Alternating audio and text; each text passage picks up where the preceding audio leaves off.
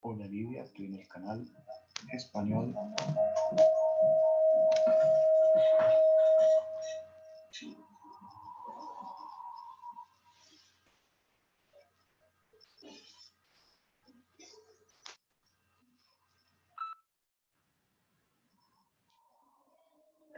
¿Estás escuchando bien? Sí. Sí. Sí, quería probar.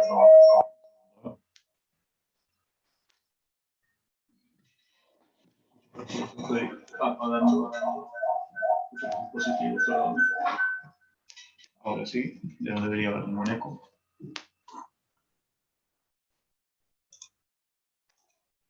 Sí. A ver. Ya encontré el problema. Ahí está. Está abierto YouTube.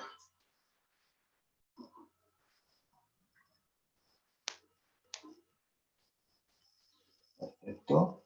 Y quiero hacer una prueba más, a ver cómo se está escuchando esto propiamente en YouTube.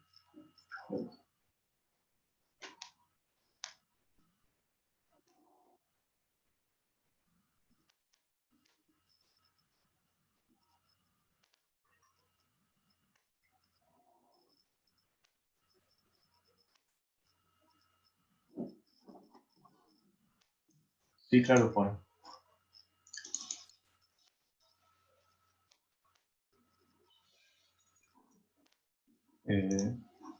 No estoy habilitándote, pero a ver, a ver ahora. Pruebo ahora.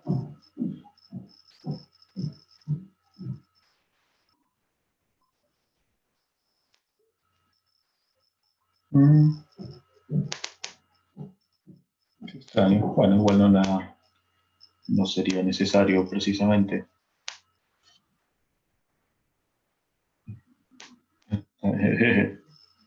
No,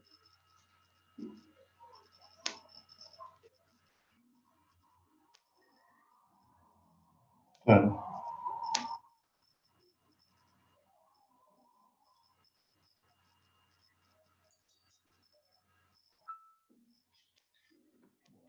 Bueno, pero se escucha bien y se escucha en el canal español, en YouTube estoy haciendo las pruebas. Así. Sí, vamos a cambiar. Yo también. Aquí. It works properly. Perfect. Thank you. Okay. Bueno, voy a estar esperando. Gracias. Esperamos aquí. Bye.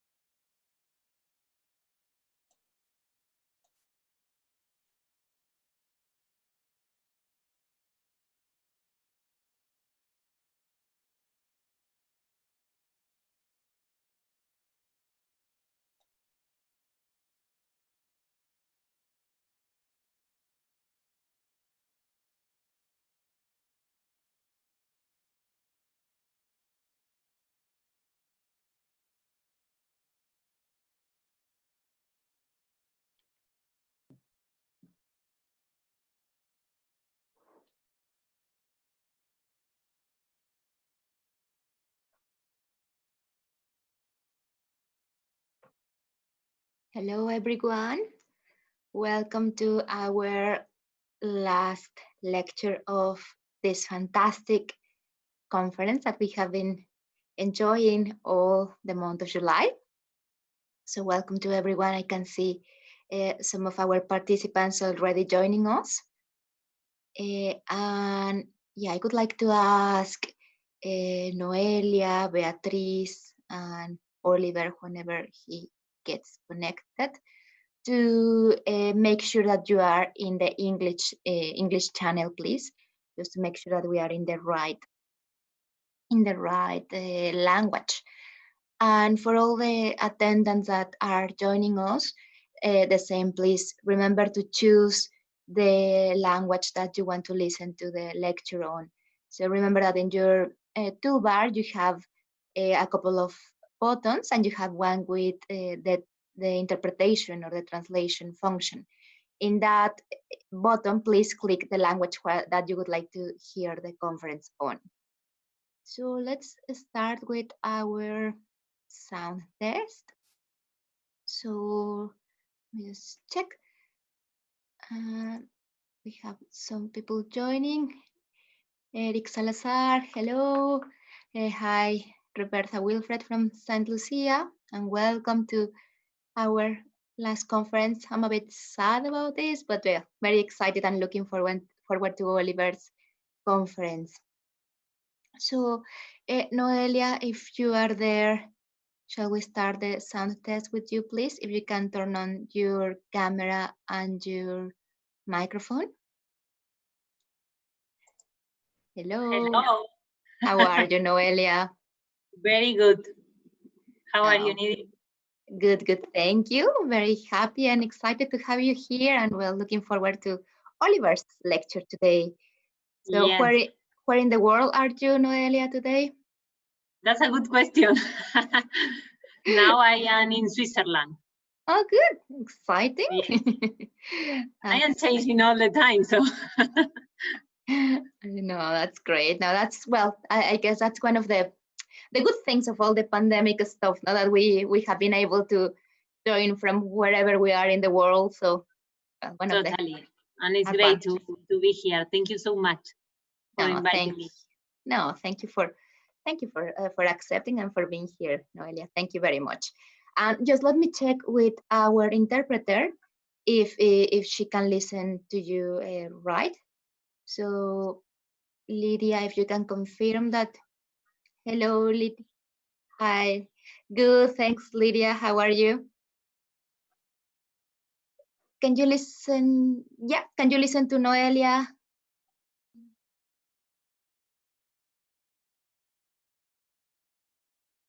Excellent. Yes. Yes, I'm good. Yes, excellent. Thanks, Lydia. Right, Noelia. So if you would like, Noelia, to turn off your camera and your microphone. Yes. And I'll invite you back in a little bit.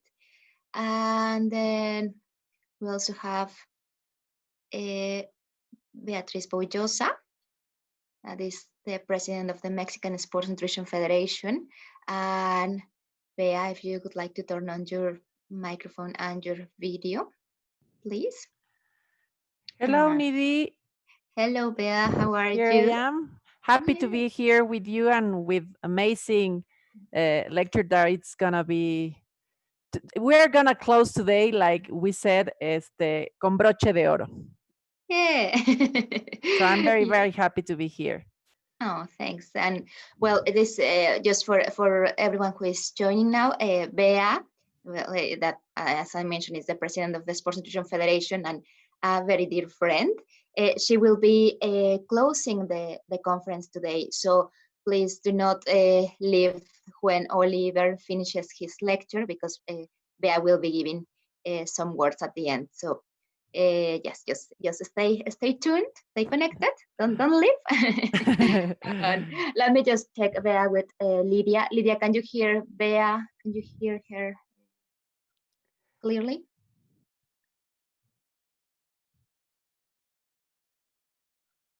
Thanks to you, and see you at the end. Thank you, Lydia. Excellent. So, and Bea, where are you in the world? I was sorry. I am at home in Mexico City. Really, I would like to be somewhere else, but this pandemic got me stuck here in my house. So no, I didn't have any other option. No, that's good. That's good. That's Well, too sad. I know.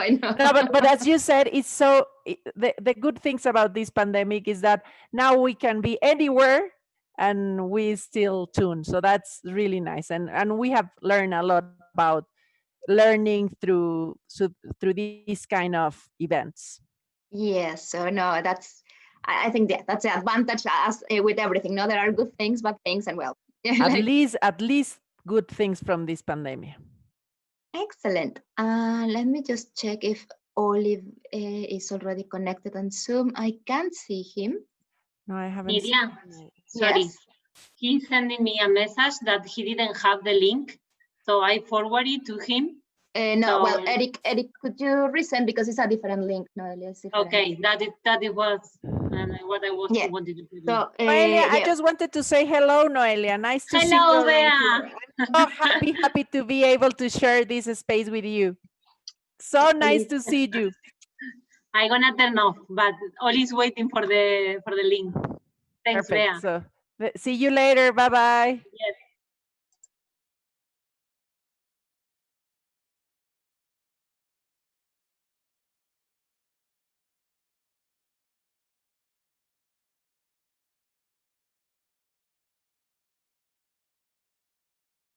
Eric, so yeah, if we can check that Oli has received because yeah, I have him on the phone. But yeah, he hasn't got the link. I'm working in this. Wait a minute. Yeah, so yeah, he'll be receiving it soon, right? And yeah, let's see to everyone who is joining.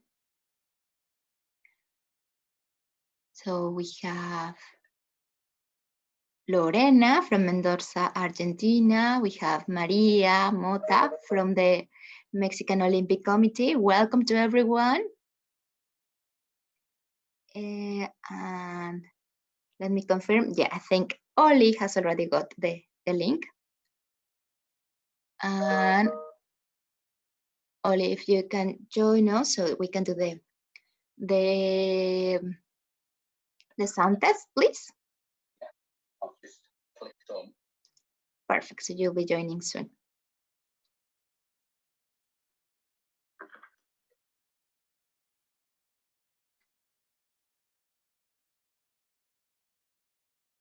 Okay, and well, so for everyone who is, oh, we have Oli there, and he has gone. So for everyone that is joining to the conference, just remember that you need to choose the language that you would like to listen to the conference on. So remember to click on your in the toolbar. You will find the interpretation link, and just make sure that you are in the right language. So Oli, if you can turn on your video and we have two Noelias. So Oli, so if you can turn on your video and your microphone, please.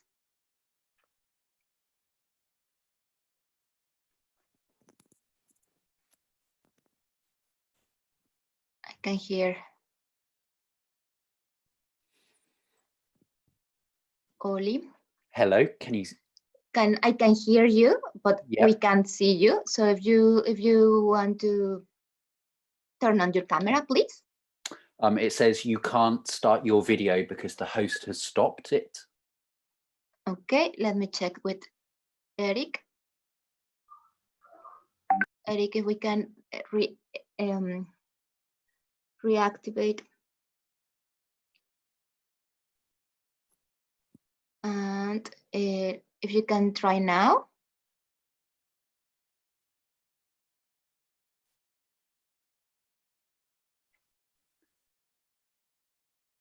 No, Oli, don't change yours. Oli needs to change his.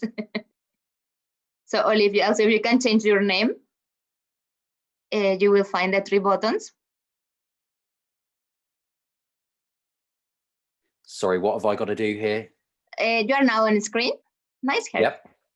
Thanks. If you can, yeah, your name has been changed now. Okay, perfect. So if we can do the video and the audio trial, please, Oli. So if you, yes, how are you today? Where are you today? I'm good, thank you. I'm in Glasgow, and I have had my breakfast, and I've had my lunch, and I've had my dinner. Oh, already dinner. Oh. Yeah. Well done. I'm Excellent. working off 2. I'm working off 2 screens, Nydia. So am I looking? So can I just? I get quite confused with stuff. So in terms of my slides, I'm just going to get my slides. Yeah, if you want to check that that you are okay to share it, please, to share your presentation. And also, Okay. Oli, can you check that you are in the right channel, please? If you go to the toolbar, you will find the interpretation, and just make sure that you are in the English channel, that you select in the extreme right, you will find a button with the interpretation options. So if you click there, you'll find the Sorry, where am I looking? I'm in Zoom. On your screen, you will find participants, Q&A, chat, share screen, record, and then interpretation. Oh, yeah. Just make sure, if you click on the interpretation button, you make sure that you are in the English channel. Okay. Yeah. I'm in the English channel now. Excellent. Now, if you... Oh, hello. Is that Lydia? Hello, Lydia. I'm good, thank you. How are you?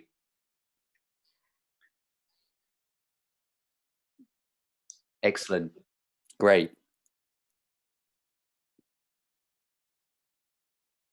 So, Nydia, I'm just going to share my screen, if that's okay. Yes, please. That'll be excellent. And can you tell me if, so what I'm keen to know is whether what I want to know is whether my notes come up on the screen, because obviously I don't want that to happen. So yeah, no worries. Like if you want, like if we can Oli share his screen now. So I'm sharing now, but I want it in. Oh, hang on. Is that right? Yeah, that's right. And we can see any notes. We can see anything. If you want... This isn't good for me though, because I want to be able to see my notes. Okay. So how do I get it? So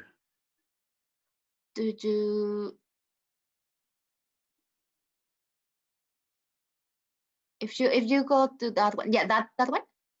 In that option, can you see your notes? No. Okay. Now, if you go to on the top of your screen, sometimes you find an option that says something like screen settings, screen options. If you go to So I'm struggling to navigate now. Yeah, somewhere there. If you click there, what happens? So you want me to press on the green? No, not on the green. Like if you click just somewhere on the top of your screen, sometimes you get a button saying, say, let's see, if you see view options there, where you click there, the button where you click before, there is somewhere that says like slide presentation options. Now you are. Hello, how are you? Mariano here. Hi, Mariana. You can now, hello. You can now try to share and only select not to share your screen, only the presentation. Try it again. So, sorry, I'm not really following. I've got my presentation in front of me on my big screen, but I want it on my other screen as well, so I can use the script essentially. But that's You not have to happening. select, if you press share screen, there will be different options. One Okay. is to share all the screen wherever Yeah. you are, and Yeah. the other is different like tabs in your windows. Yeah. You have to choose the tab where the presentation. I've lost you. So if you go to share screen, you will be Yeah. able to find like different screens. Yeah, and I've got desktop 2, I've got Microsoft PowerPoint with this presentation, and then I've got it in presenter view as well. But I worry that if you click in presenter view and share. Can you see your notes? No. If you go back again to the same menu where you could see the different options to share, if you go and you select the one without the presenter view. How do I get back to that, if you see what I mean? If you stop sharing, you should have in Zoom, you should have the option stop of share. stop sharing. Yeah. Okay. Okay, and then share screen again. And then go, where shall I go now? To the PowerPoint. Let's see if that works. I'll go desktop 2 this time. I don't know if that's. Now, it will be one of those options, so you can try and we will confirm if you are sharing or. Now the other option only is if you go to the presenter view, that somehow you can pull, from screen 1 to screen 2, you can pull your slideshow. If you want to try that, that's another option that sometimes work.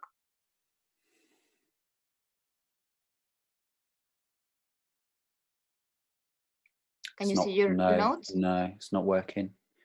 Oliver, the other option is if you start the presentation with the windows and tab, you can browse to the different tabs of the screens you have, and then you select what you want to share, and then you browse with the windows and tab. If you have a Mac, I don't know. I've got a Mac, yeah. The last time it worked, so I know. I don't understand why. I don't understand why it's not.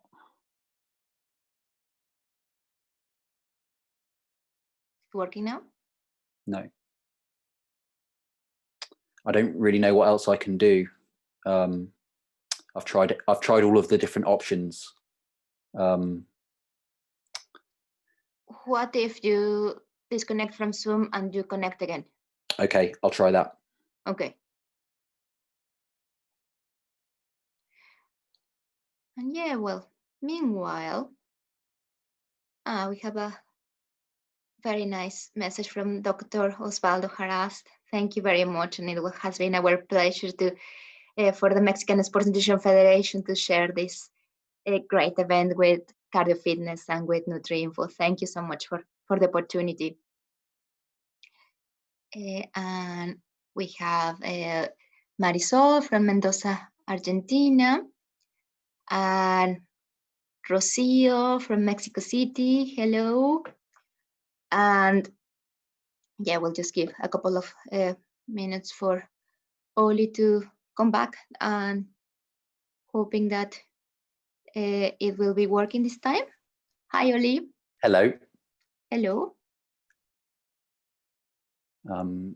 So maybe if I go, shall I press presenter view on my, so I've got my presentation up now, but I haven't got it. If I press presenter view, maybe that. So can you see me now, Nydia? I can see you, but I can't see your presentation. Okay, let me now. Oliver, don't forget to go to the English channel. That's important also. Okay.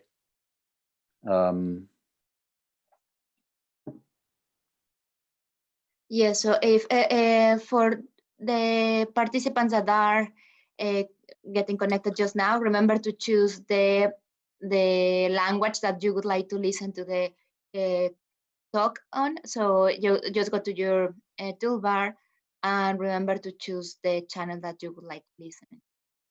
Oli, is it working? Yes, I've now got the thing up.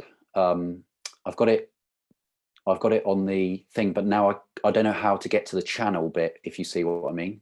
If you go just to the channel, the English channel, you mean? Yeah, I don't know how to get to that now. I think you are already in the English channel. Let me confirm. Lydia, can we confirm if you didn't move anything, you are already in the English channel? But I came out, didn't I? But you didn't reconnect again in the English channel? I haven't done yet, no, but I don't know how to do that. I can't seem to get back to Zoom. I can hear you. I can hear you, Lydia. So, yeah. I'm not 100% sure if I'm in English channel, but no, I don't think you are not. Can you hear me, Oli? I can hear you, Nydia. Yeah. So if you go just to the screen and just move your arrow, your mouse around, you should be able to find the toolbar, and there you'll find the participants, the Q&A box, the chat. Sometimes when you are sharing the screen, you can see interpretation. I can see mute, stop video, participants, Q&A, share screen. That's what I can see at the moment. Should I press more? If you have 3 dots, maybe you can press there and you have interpretation. I've pressed the 3 dots, but I don't see interpretation. Maybe you have to stop sharing. And now it's just a case of me getting back to Zoom, but I don't know how to do that. Oli, it's not in your other screen, because before you were looking to the other screen, to the screen on your left. So I wonder if the Zoom controls are in the other screen of your other computer.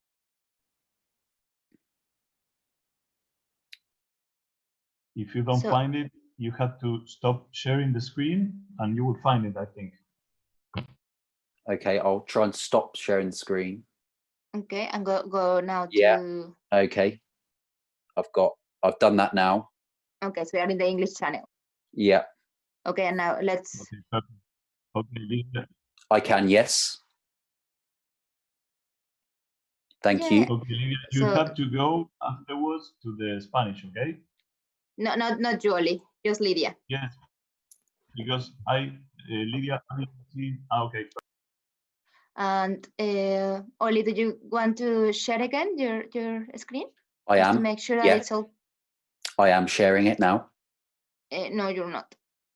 Oh, okay.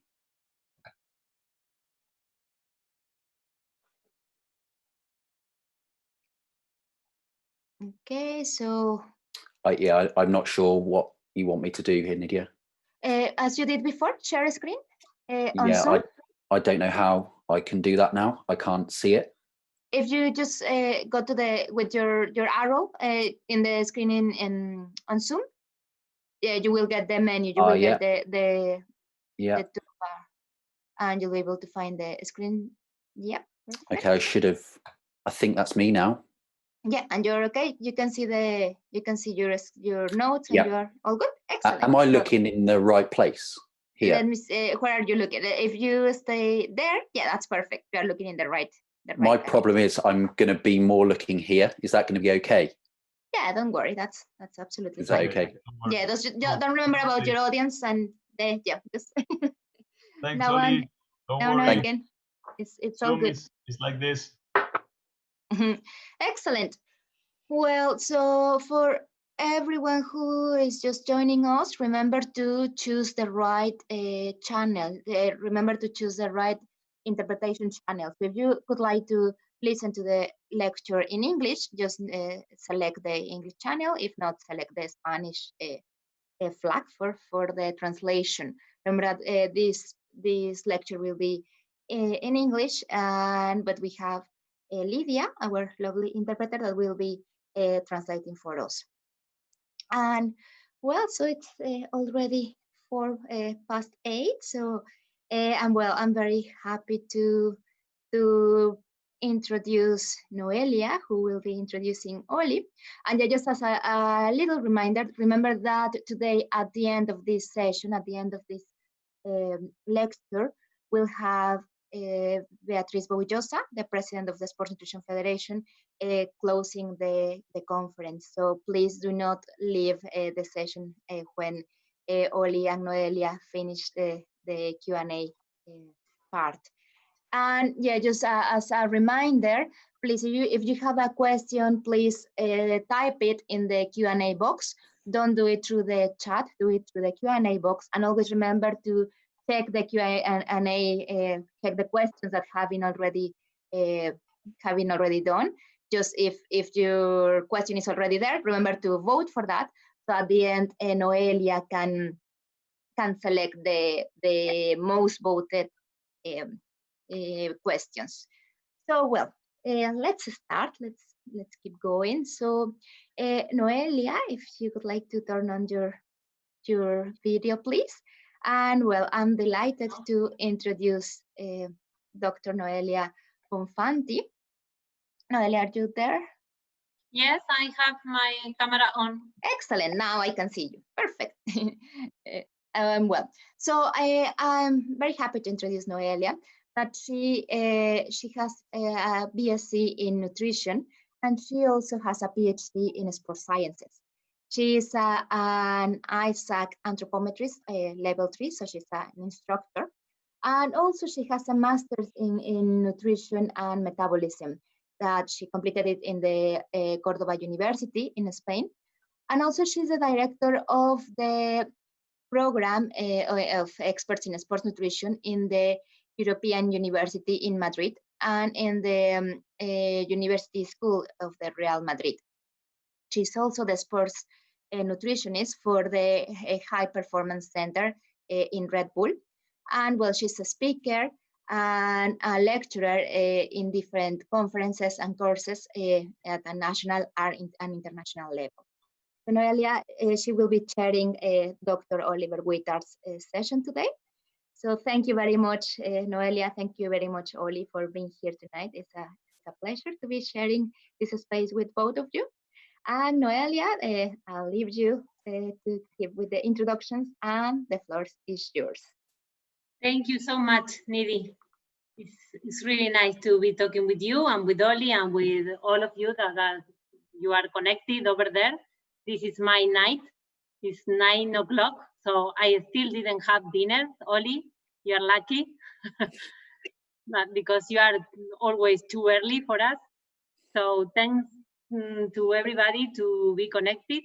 It's for me, I have to tell you the truth, Oli, it's an honor for me to present to you today. Oli is my dear friend and my colleague. We share some time together in Stirling because they invite me there, and it was amazing to be there. He used to practice Spanish with me, right, Oli? Badly, I did try. I am trying to help him because he needs to speak Spanish because he's teaching in the Real Madrid University too. So he already learned how to speak English really slowly, which is really nice because you are gonna understand pretty well. So I have to tell you also that I am a fan of your work, and it's really, I am being really honest. It's a pleasure for me to be chairing your lecture today. So just to give you a summary of what Oli is doing and what he's doing in his professional career. He's a senior lecturer in nutrition and exercise metabolism at King College, London, and also he's deputy of the program director for the undergraduate in sport and exercise medical science. He's a former board member of the Nutrition Society and a member of the Royal Society of Edinburgh, Young Academy of Scotland. The research of Oli focuses in protein nutrition for maximize muscle adaptation to exercise training with application across a variety of sports. His publications focus on establishing the optimal dose, source, and timing of dietary protein for muscle recovery and performance in athletes. Even most notably, if possible, Oliver was lead author of the recently AIIF consensus statement on protein for training adaptation and body composition manipulation in track and field athletes. And more recently, Oliver has delivered invite talks on protein nutrition at prestigious international symposiums, including the Football Club Barcelona Sports Nutrition, in the football conference that happen annually over there in Barcelona. He's also a speaker at the International Sport and Exercise Nutrition Conference for the past 5 years, and also for the Gatorade Sports Science Institute. For example, when this was done before the ACSM in Boston. And he also is in the Royal Society of Medicine, participating in all the meetings that they have over there in London.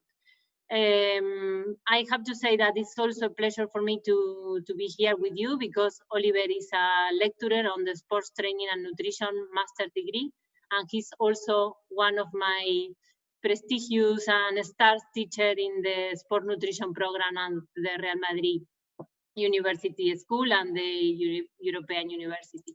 So this is just a summary from you, Oli. So I'm really a fan of you. So I let you do your talk, because I know everybody's gonna enjoy a lot this night. I disconnect my camera and let you the floor for you. Thanks very much for the introduction, Noelia, and thank you very much to Eric Salazar and Mariano for their invitation to speak at this Nutri-Info seminar series. The main focus of this lecture is on protein nutrition for healthy aging, and specifically on answering this question that you see on the screen now, which is protein from meat, dairy, or plant sources. What is the difference for aging muscles?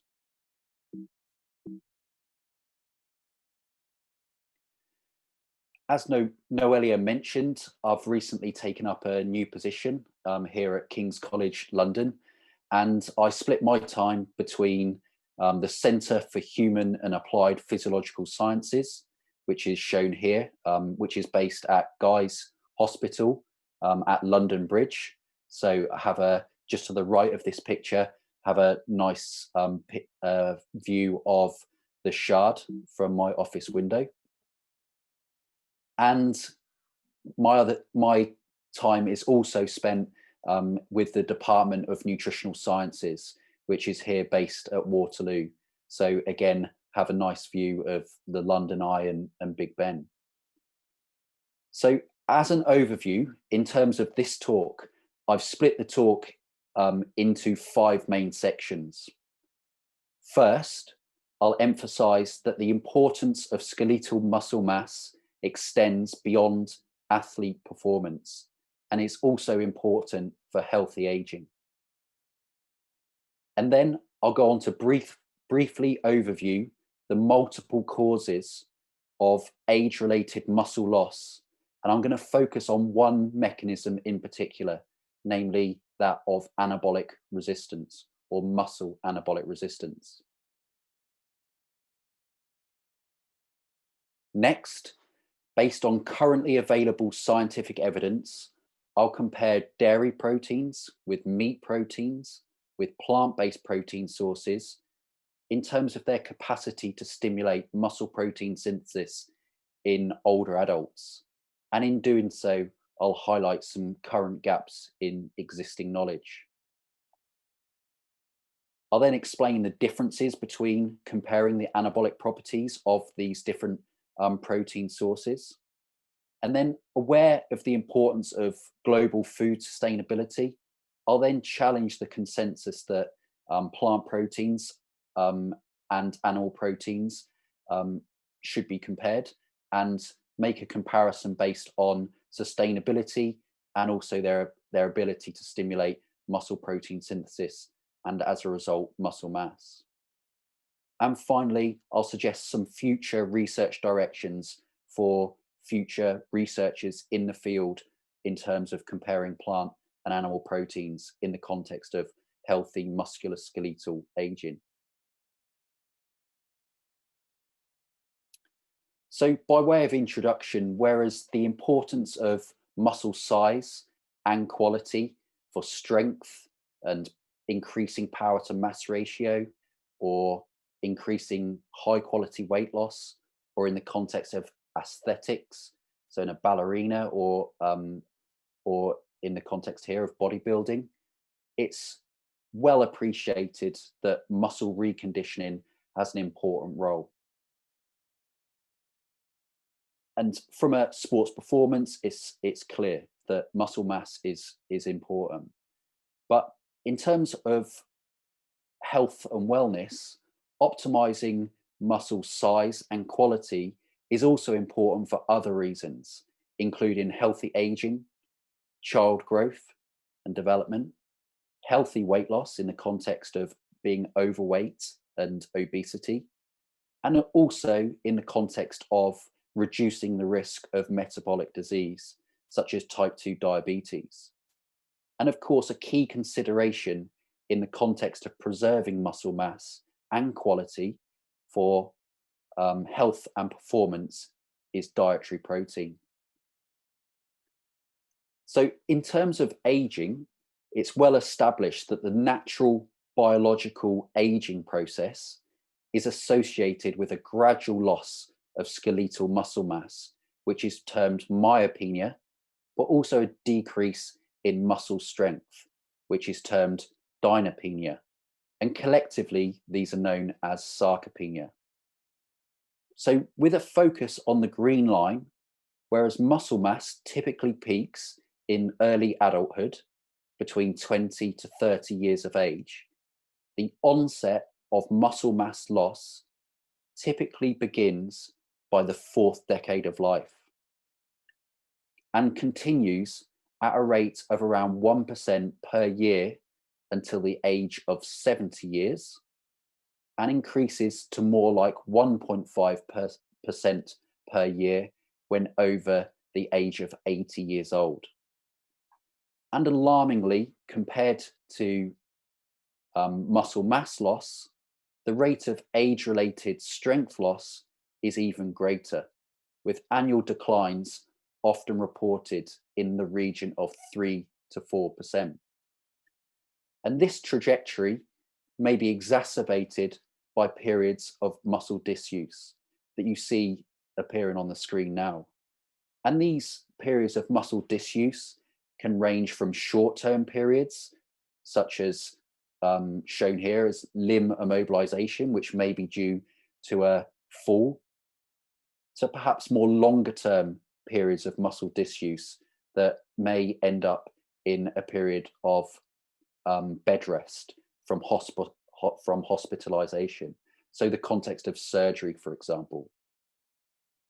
And I think the key point from this slide is that once a critical level of muscle loss is reached, which is often referred to as the threshold of disability, which you see on the slide now, the likelihood of multiple detrimental health-related consequences dramatically increases.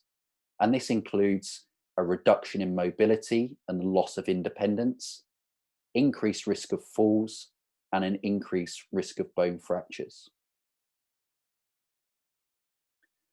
So from a metabolic perspective, there are 2 key drivers of muscle loss or muscle atrophy. First, an increase in the rate at which muscle protein, shown here on the diagram, is broken down into its amino acid precursors. So this process of breaking down this bound muscle protein back into amino acids. The second process is a decrease in the rate at which amino acids are incorporated or synthesized into muscle protein, either from the blood pool, amino acid pool, or the pool inside the muscle itself, which we call the intracellular pool of amino acids, into bound protein. And we know this process is controlled at the molecular level by a signaling cascade known as mTORC1 signaling. And of these two processes, the general consensus is that in otherwise healthy older adults, it is an impaired response of this process, namely muscle protein synthesis, that is primarily responsible for the age-related loss of muscle mass. So it's an impairment in the response of muscle protein synthesis to the key anabolic stimuli, namely protein ingestion or exercise or physical activity. And this concept is known in the scientific research as muscle anabolic resistance. And as a result, a key focus of research studies in this field has been on characterizing the response of muscle protein synthesis to different protein sources in older adults, and in essence, with a view to overcoming this anabolic resistance. And within these studies, alongside measurements of muscle protein synthesis, have been measurements of anabolic signaling. Because anabolic signaling, or muscle protein synthesis, is regulated, at least in part, by the activities of these proteins which are found inside the muscle cell and which make up this mTOR pathway, which is the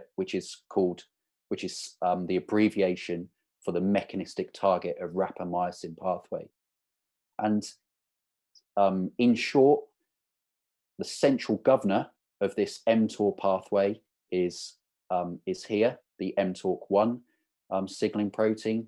And downstream, we have these key signaling proteins called P70S6 kinase and 4EBP1. And then we also have upstream proteins as well. But a key focus has been on how can we optimize the protein source to maximize this anabolic response. And I think this is a fairly topical concept or area for research, given some recent interest from shows such as this, the recent documentary that I'm sure many of you saw. So what the goal of the next few slides is to actually present the science that can inform recommendations from a protein source perspective.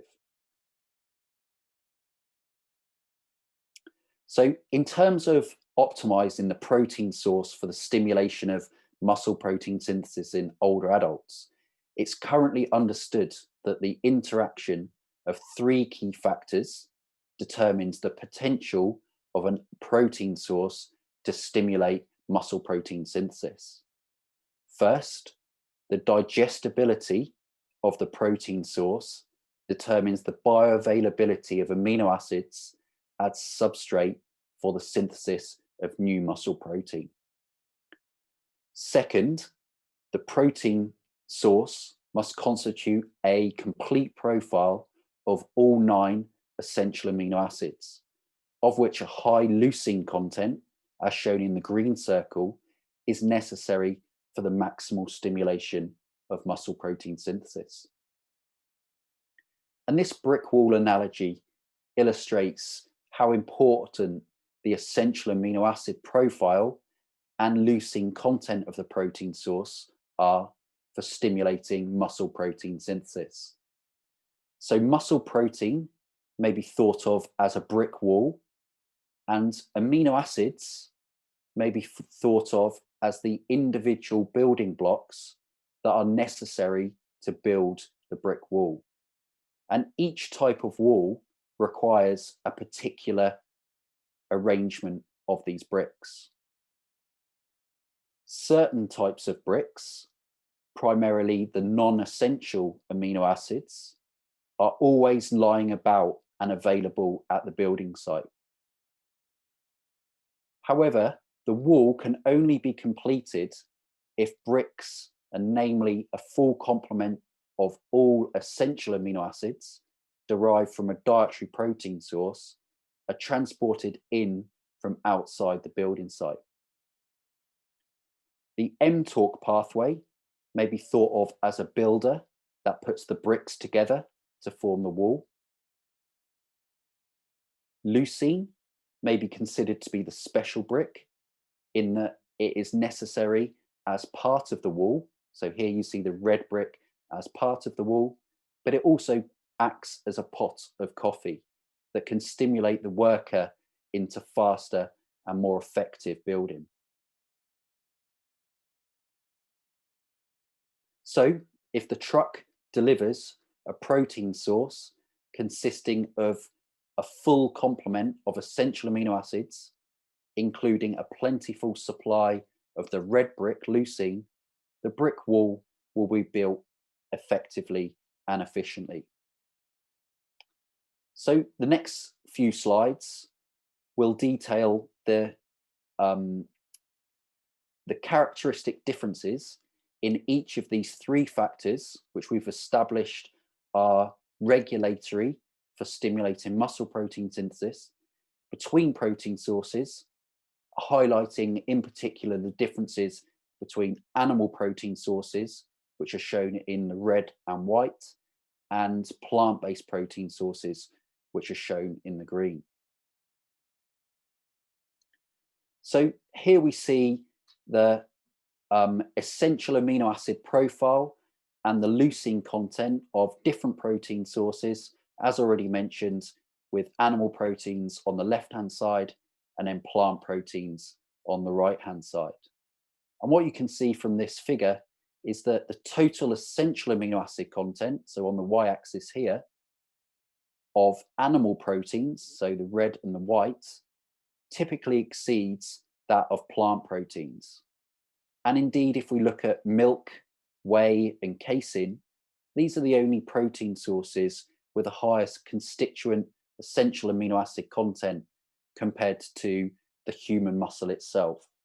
So if we were to take a muscle biopsy, homogenize the muscle biopsy, so grind it up, and have a look at the amino acid content of that skeletal muscle, then the essential amino acid content of these three proteins are very similar from an essential amino acid content perspective. The other point to make is that animal-based protein sources generally contain a complete essential amino acid profile, so containing all 9 of the essential amino acids, whereas plant-based protein sources are deficient in at least one of the essential amino acids. And typically this is either methionine or lysine, and these are listed in the black font here. Also, as a general rule, the leucine content of animal-based protein sources is typically greater in animal-based proteins compared to plant-based proteins, although there are a couple of exceptions.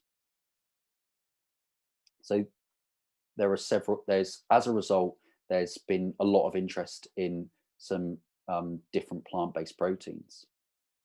So in terms of experimental laboratory controlled studies that have directly compared the capacity of plant versus animal protein sources to stimulate muscle protein synthesis, the common comparison so far in the research studies has been between the dairy proteins and soy. And in this study by Wilkinson and colleagues, resistance-trained young men consumed either fluid skimmed milk or a soy protein beverage immediately following an acute bout of lower limb resistance exercise in trained young men. And both drinks contained a meal-like 18-gram dose of protein and were matched for energy content. The ingestion of the milk protein was shown to stimulate over 30% greater response of muscle protein synthesis compared to the soy protein condition. And this greater anabolic response of milk compared to soy protein was likely mediated by these 3 factors, namely a greater protein digestibility, a superior amino acid profile, and also a higher leucine content. And there's evidence that the whey component of milk is primarily responsible for the greater anabolic response to milk ingestion compared to soy. And this time, these studies were conducted in middle-aged or older adults. So what we see here is this study demonstrated that 20-gram dose of whey protein, shown in the full red, stimulated a greater response of muscle protein synthesis, both under resting on the left-hand side and exercise conditions in healthy older adults when compared to a dose-matched ingestion of casein protein. And studies that have characterized the dose response of muscle protein synthesis to ingested whey or soy under both rested and post-exercise conditions also demonstrate a greater stimulation of muscle protein synthesis in response to whey compared to soy at each of these different protein doses. So 20 grams or 40 grams, the response was greater with whey compared to soy. Two other studies also provide a direct comparison between animal and plant-based proteins in terms of stimulating muscle protein synthesis in older adults. These are unpublished data that compared the acute postprandial response of muscle protein synthesis to ingesting a 4 ounce of lean beefsteak versus an isonitrogenous soy protein-based beef replacement under both resting and post-exercise conditions. And this study was conducted in middle-aged men.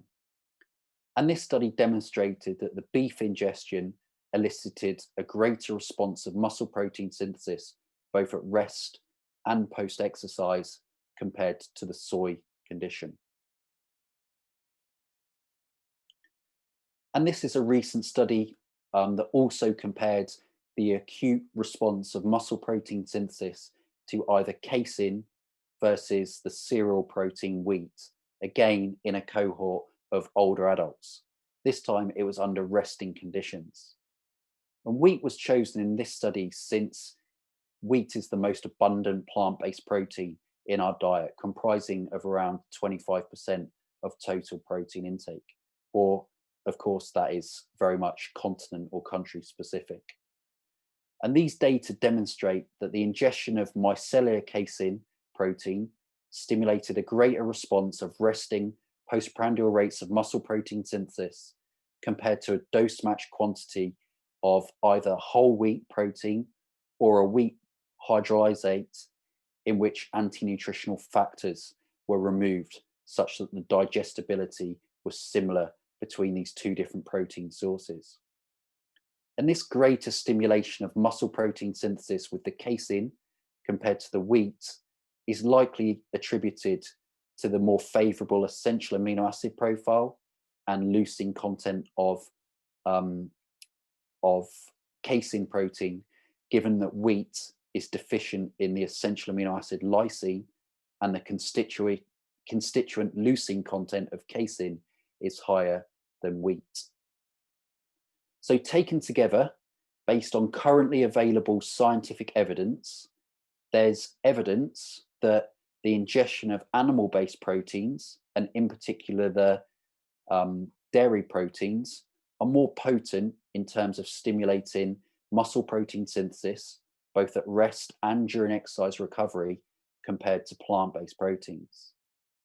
However, as an important caveat to this point, the strength of this evidence is limited to the comparison with only two plant proteins, namely soy and wheat protein. And of course, from a standpoint of environmental sustainability and food security, plant-based protein sources may be considered advantageous over animal-based protein-rich foods.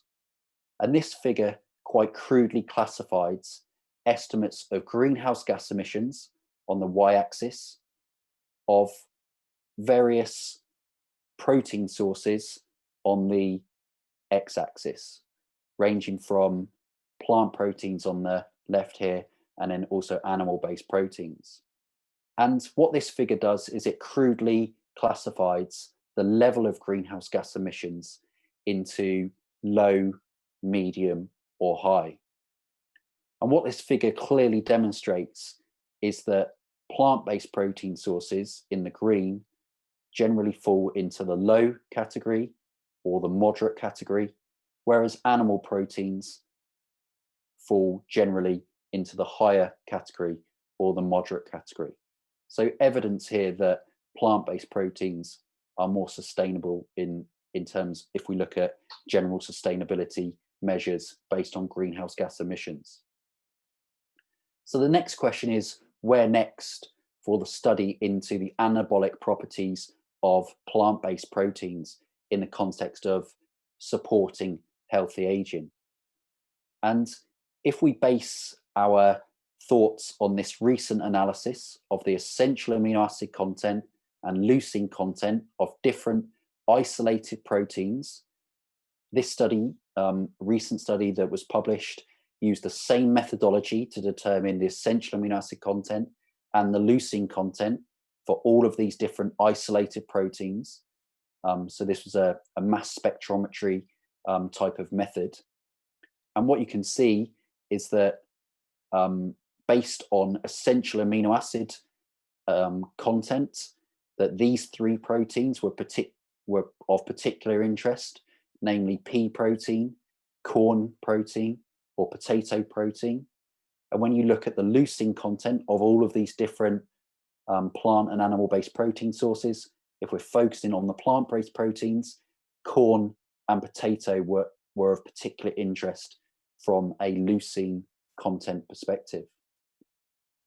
And indeed, moving forward, there has been a recent study that has examined the capacity for potato protein to stimulate rates of muscle protein synthesis under both rested and post-exercise conditions.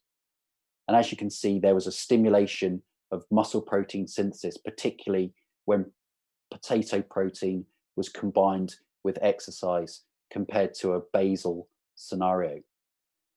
Unfortunately, in this study, there was no comparison to an animal-based protein source. This was just a placebo control. So of course, that's a future study that would be interesting in terms of comparing plant and animal-based protein sources. Another way to look at future plant-based protein sources that have promise in terms of stimulating muscle protein synthesis and therefore supporting healthy aging is based on the rate-limiting essential amino acids. And in this regard, the thought process is around combining complementary sources of plant-based protein sources. So in this sense, if we look at the rate-limiting amino acids for lysine, and then comparing that with methionine, if we combine the protein sources that are circled in the same colors, we know that these would be complementary in terms of their lysine and methionine content. So for example, the combination of soy with hemp would ensure that there was sufficient methionine, but also sufficient lysine, even though both are deficient in one or the other. And the same goes for pea being combined with corn. That would ensure that all the essential amino acids were covered at high levels. And also potato combined with brown rice would provide a complementary protein combination. And if we translate this science into practice, we can see a number of different types of dishes that can be put together that can easily meet these complementary meal amino acid profiles. So evidence that for the vegetarian older adult, it's also possible to get the essential amino acids necessary to support the stimulation of muscle protein synthesis and therefore the maintenance of muscle mass with advancing age. At the risk of opening a can of worms, a similar gap in knowledge also exists for insect-based protein sources, and not to put you off your breakfast, lunch, or evening meal based on, dependent upon where you are in the world. Based on amino acid profile, beetles, ants, and termites are promising protein sources in terms of stimulating muscle protein synthesis. And I think this is going to be an area of future study in terms of alternative protein sources for stimulating muscle protein synthesis and therefore maintaining muscle mass. So to summarize, the take-home message, the first take-home message from this presentation is hopefully I've established that the anabolic potential of a protein source is dictated by three key factors, namely the digestibility of the protein source, the essential amino acid profile, and also the leucine content.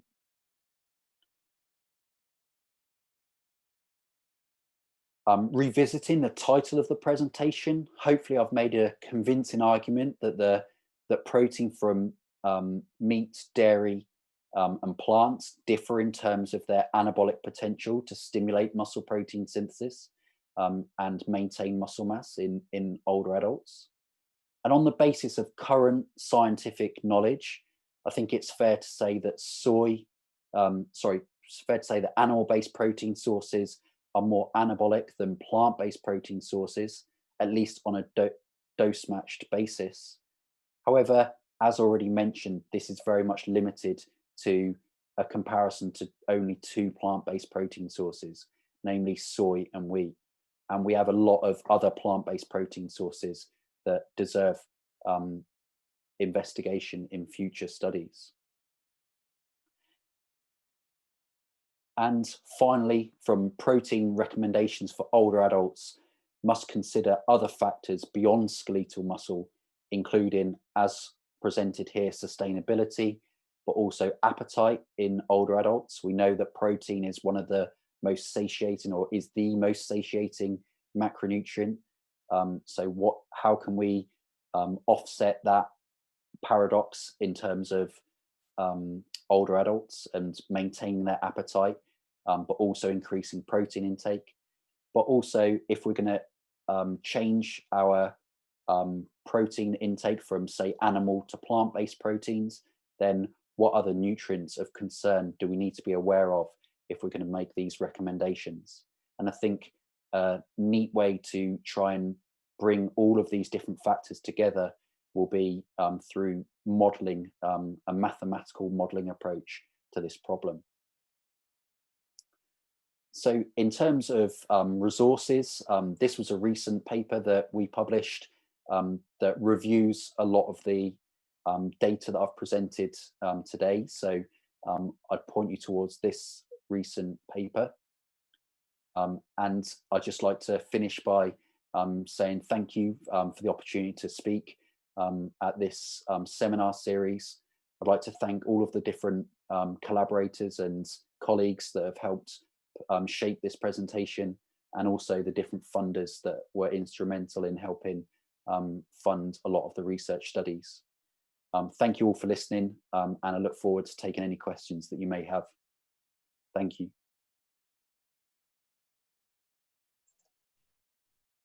Thank you so much, Oli. Thank you. It was amazing. As always, you speak really slow, so we could understand everything. That's amazing. It's pretty similar to Spanish. So thank you so much. Let's see if we have some questions. I can see here that we have 10 questions, and I have the first ones that are the one that have more votes. So the first one is coming from Luis Daniel Arzola Vidale from Aguascalientes. What a long name, Luis. And he is asking in Spanish, let me translate, which are the main protein sources? to provide leucine for you? Which are the recommended protein sources from supply leucine to the diet? So from a animal-based protein perspective, the highest leucine content has been reported in whey protein, isolated whey proteins. That can be as high as around 13% of the protein content from leucine. So really high levels of leucine from an animal-based protein perspective. But in terms of plant-based proteins, it's been shown that maize is high in leucine. There's also evidence that oat protein is quite high in leucine, and also quinoa. So they would be the plant-based protein sources that are targeted in terms of leucine content. But I think it's a great question in terms of understanding the importance of leucine in terms of stimulating muscle protein synthesis and with a view to maintaining muscle mass. I think in terms of leucine, the mechanism is through stimulating the mTOR pathway, but it's also worth noting that in addition to that stimulus, we also need the other essential amino acids alongside that leucine to promote the overall muscle protein synthetic response. Perfect, thanks. I think you answered everything. I just was going to say that last part, that we don't need to worry only about leucine, we need also the other essential amino acids for sure. So let's go to the second one. Hi, Laura Persiano, I know you. Laura is asking, I think this one is related to your last conclusion.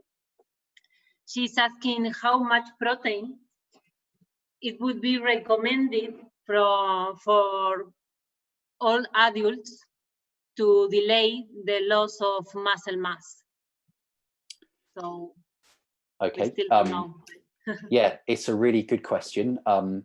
As presented in that talk, with aging, we have this scenario of age-related muscle anabolic resistance.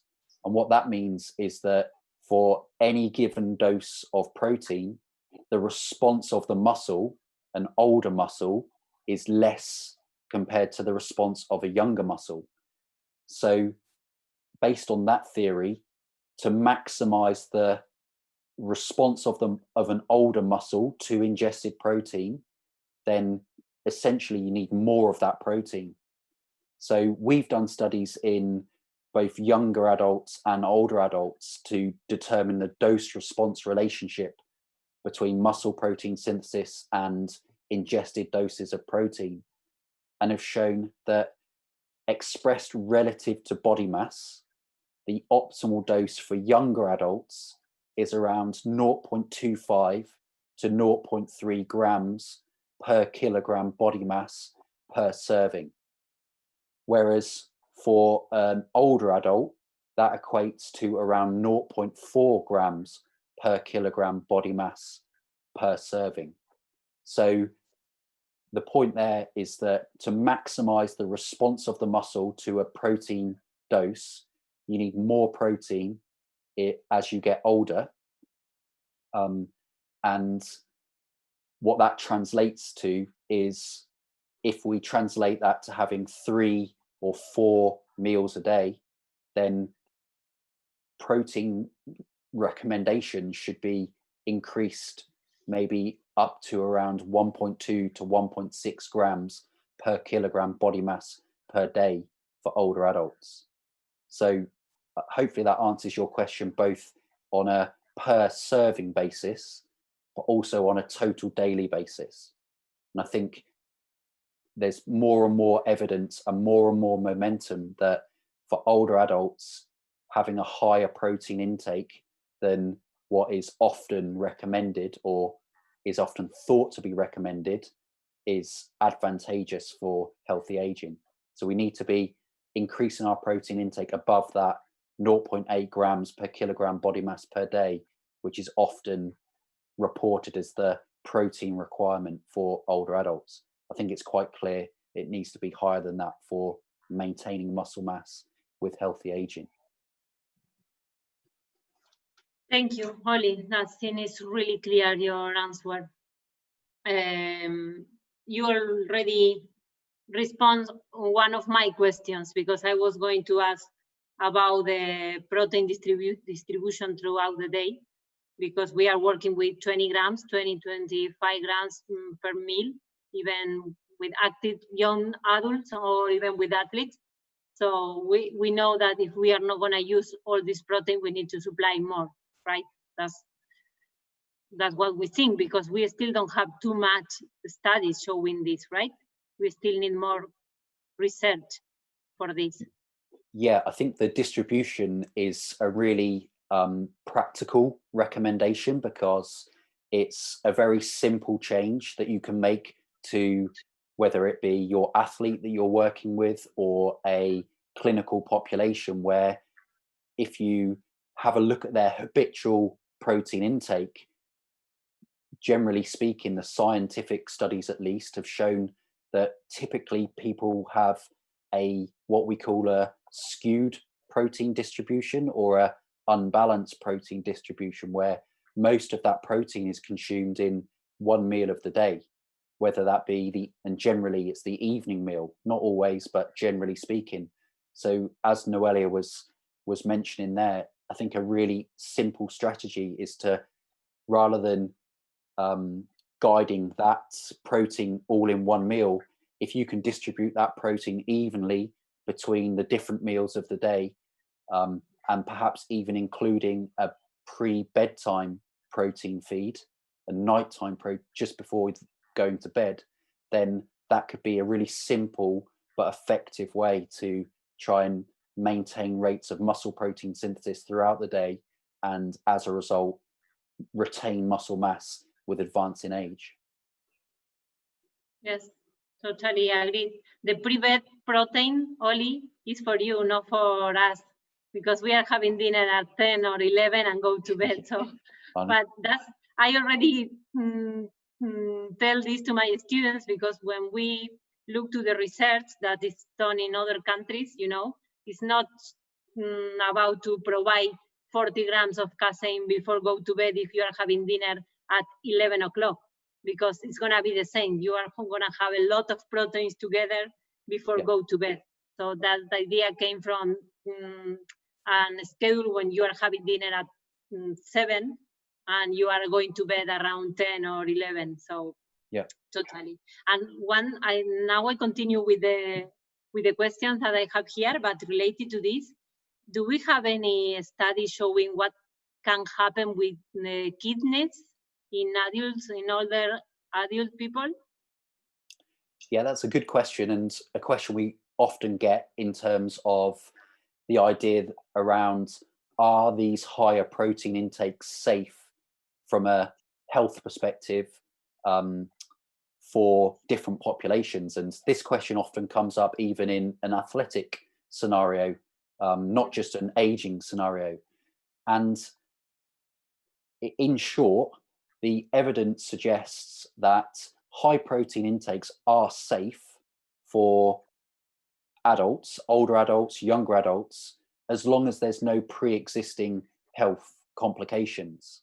So the types of concerns have been raised around kidney function, bone health, have been the primary concerns. And from and particularly the concerns are related around animal proteins and the kind of acid ash hypothesis. But the studies actually now demonstrate that in individuals that don't have any kind of underlying kidney issues or bone related issues, that increasing protein intake is not harmful, and if anything, it can be beneficial from a bone perspective in terms of increasing bone health. And Connie Weaver from the United States has done some work on that, showing that in terms of bone mineral density, we can actually increase our bone mineral density by increasing protein intake in older adults.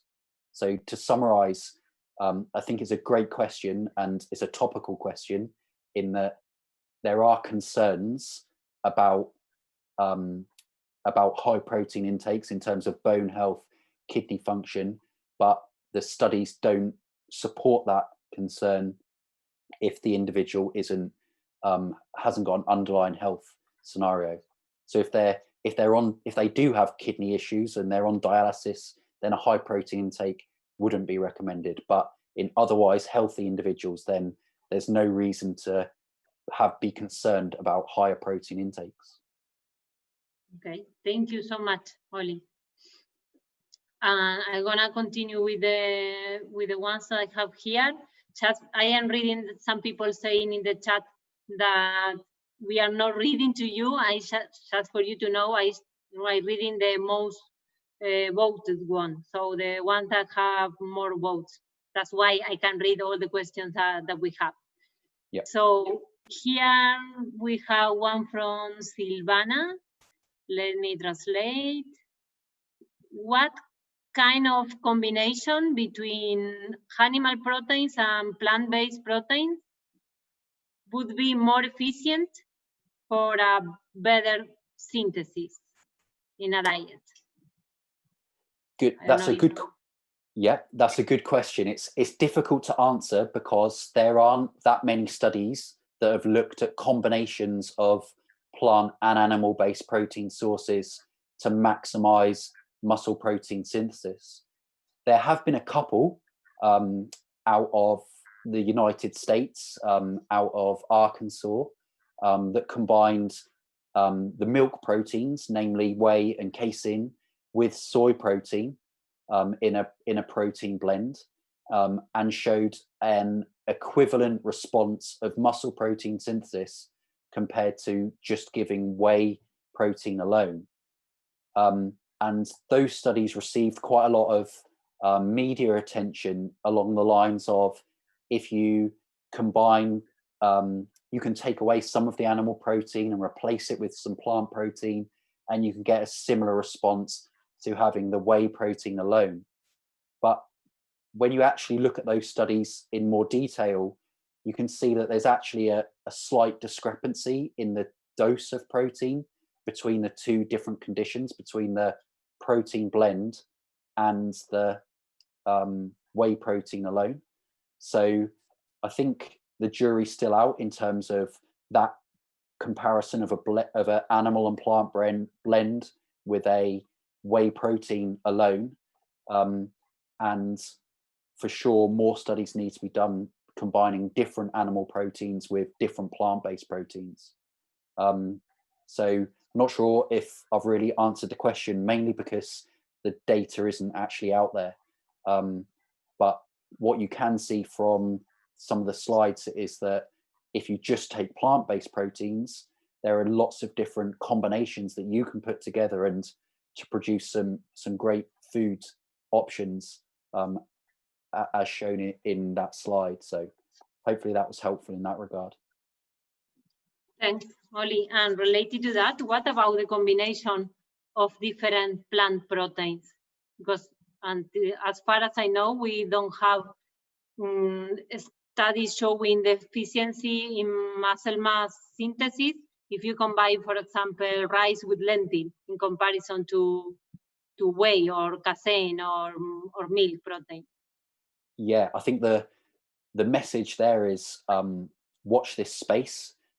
There's a lot of research that is going on, particularly around plant-based proteins, either given alone or in combination, and particularly in this older adult population. So I know that there are a number of studies that are coming out of Maastricht at the moment, and I can't tell you any more about it because it's confidential in terms of the combinations, but they've done a lot of work systematically looking at individual plant proteins and combinations of plant proteins. So in the next year or so, I'm fairly confident that there'll be some neat new information in terms of how best to combine plant-based protein sources. Okay, that's great. Looking forward to that. Yeah. Because we are always recommending to to vegan people or athletes to combine, you know, the plant-based protein to complete the amino acids, and it would be really good to have that information. Okay, continue here. Silvana, the next one is from Abril Jimenez. Is there any evidence showing the relation between the protein intake in pathway and the gut microbiome? Yeah, that's a really interesting question. And it's a really hot topic in protein nutrition at the moment in terms of this. It's being coined as the gut muscle axis. So in terms of why there's interest, it comes down to quite a scientific explanation in terms of the factors that are regulating muscle protein synthesis with protein ingestion. And at the moment, we go with the essential amino acid profile and the digestibility of the proteins. But there's some evidence that they don't necessarily match up, in that sometimes you get a rapid appearance of amino acids into the bloodstream, but you don't necessarily get this increase in muscle protein synthesis. And what that's led to is other reasons that may be regulating muscle protein synthesis. And one of those potential reasons is related to the gut microbiome, in terms of how that may impact anabolic signaling and, as a result, muscle protein synthesis. Again, watch this space in terms of research studies. There are research studies that are being conducted at the moment in vitro, so in kind of a cell scenario, but I'm sure that there will be more in the future that look in vivo, so actually in human studies that look at this link between the gut microbiome in terms of impacting the digestibility of protein sources, and in particular the plant-based protein sources, whereby digestibility may be lower, and the impact on muscle protein synthesis. So in summary, it's a great question. It makes a lot of sense that the gut microbiome may have a role, but we don't have the scientific data yet, but we will do over the next few years. You're very confident with that. we're the ones that are wanting to do it. So yeah, we're going to do those studies. So yeah. Because as much as I study the microbiome, it's so many things that we still don't know, that is really an amazing topic. It's a real focus at King's. The gut microbiomes are one of the key research areas. So in our Department of Nutritional Sciences, Kevin Whelan's the lead of our group. So he's very much interested in that gut muscle axis. Okay, that's great. You can call me to research if you want. Yeah. I have a lot of questions here, but I think we are running out of time. I'm gonna select the last two. Valeria is asking, I think this is an interesting one, if we should question if myofibril protein synthesis is the correct factor to monitor instead of strength. What are you, she's asking, what are your thoughts about this? If we are really monitoring the right thing or not? Yeah, it's a good question from a functional endpoint perspective. I agree in terms of, from a functional perspective, particularly in an aging scenario, then our ability to perform our everyday tasks, ensure that we're not falling over, ensuring we've got independence, ultimately comes down to our muscle strength, because that's going to determine whether we're able to perform those activities. And of course, strength is not only determined by mass, there's also the neuromuscular aspect that determines our muscle strength. So I completely agree in that regard. But what I would say is that maintaining muscle mass has other important benefits alongside contributing to muscle strength, as hopefully came across in one of those earlier slides, in that if we can maintain muscle mass, we're maintaining a tissue that's really important in terms of maintaining glucose homeostasis.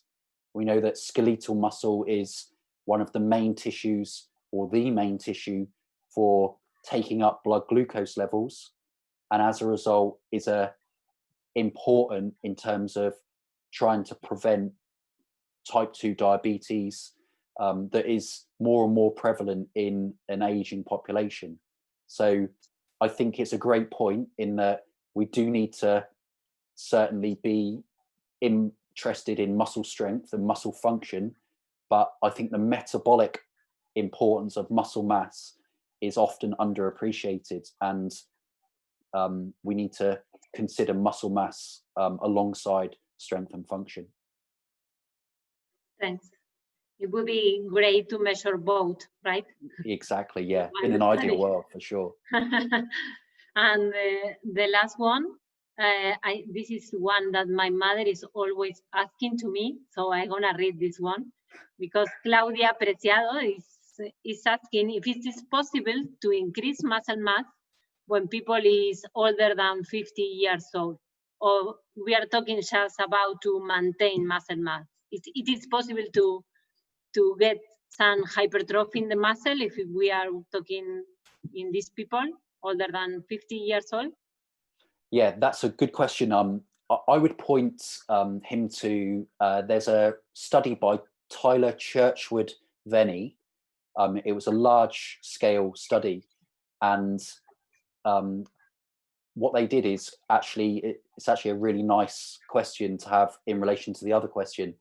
They did a whole host of measurements, including muscle mass, strength, muscle function in older adults, ranging from middle-aged up to 80, 90 years of age. And they included resistance training and a high protein intake into their intervention. And they showed that there was no non-responders to the resistance training and or the protein ingestion. So what that meant is that in all of the measures that they took, whether that be different measures of muscle strength, function, or mass, at least one of those measures responded to whether it was resistance training alongside the protein, etc. So whilst there are individual responses, some people will respond more to resistance training or to a higher protein intake compared to others. There's evidence that at least one marker of muscle health, whether that be function or strength or mass, will respond to that training, whether you're 40 years old, 50 years old, 60 years old, etc. So I would direct that question to a large-scale study by Tyler Churchward Venny is the first author, and Luke Van Loon's the last author, which does a nice job of showing that clear response in terms of muscle mass, muscle strength and function with training in older adults. Okay, and we are going to find differences between female and male people for sure, right? Because the hormonal level. Yeah. Again, that study would be well worth looking at because it had both males and females in that study. So that would be worth referring to. Okay, thank you so much, Oli. We don't have much more time, so we have a lot of questions here that maybe they can ask you later. It was a pleasure again to have you here and to listen to you. We are gonna call now to Bea to join to finish these amazing conferences that Nutrinfo organized. Bea, are you over there? Yes, thank you, Noelia. Thank you very much. Oliver, so nice to see you. As always, a wonderful lecture. And I will invite everyone to follow you. You are new in Instagram, and if you can share, I think your Instagram and Twitter are the same name, right? Yes, yeah. Okay, so please follow this guy. He's amazing with a lot of information, and it was wonderful to hear you one again. Thank you for Thanks, for Beatrice. accepting our invitation. And I want to be really just a quick goodbye, because I know everyone has a lot of things to do, and you have to go to rest, Noelia and Oliver. But I have to say thank you very much, first of all, to NutriInfo. Mariano and Eric have been done a wonderful work, and we see them just a few moments, but believe me, they have been working a lot all the time. So thank you, Mariano. Thank you, Eric. Also, I want to say thank you to Cardio Fitness. It's always nice to have people that are not just wonderful professionals, but wonderful human beings. So Osvaldo, thank you very much. I'm so grateful also for all the people at my Federación Mexicana de Nutrición Deportiva. Aurora, Margarita, Nidia, thank you very much for all your support. But first, and the most important thing is all the audience. You guys have been amazing. Your questions, your feedback, your support for all of us has been the best. I'm gonna miss you very much. It's been a great month sharing a lot of information and meeting new people. But now I'm gonna miss you. So I hope to see you again next year. Thank you for all the people from Argentina, from Chile, Venezuela, Mexico, even from some parts of Europe, Australia. It's so nice to now know more people from all around the world. So we finished. I'm so sad that this is over, but I have to say it's been a wonderful, wonderful event. Thank you, everyone, and have a wonderful, wonderful day. Take care. Bye-bye. Thanks.